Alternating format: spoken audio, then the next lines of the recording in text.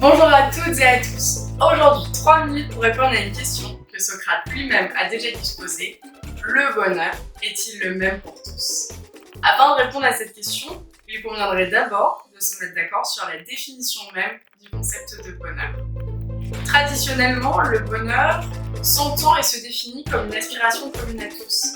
Alors, affaire réglée, le bonheur est le même pour tous.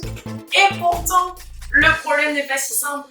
D'après son étymologie, le bonheur renvoie au hasard, à quelque chose qui arrive, qui m'échappe. Et dans bonheur, j'entends le son doux, qui suggère l'idée de bien. Mais est-ce le bien moral ou l'agréable? Comment se définit l'idée de bien? Comme vous vous en doutez, moult philosophes ont déjà essayé de répondre à la question.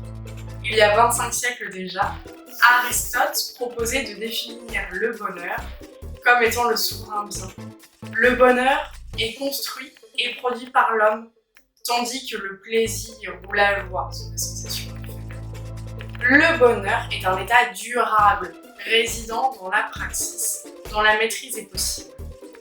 Pour Épicure, il s'agit de régler ses désirs sur la nature, et pour les stoïciens, d'accepter l'ordre du monde.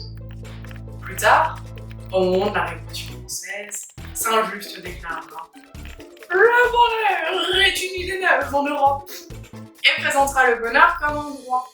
Oui, un droit au bonheur qui se traduit par une exigence de justice que l'État lui-même devrait satisfaire.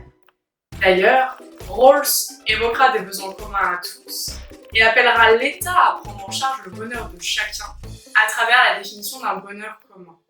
S'agit-il d'une utopie? N'est-ce pas non plus une utopie que de parler de bonheur en entreprise?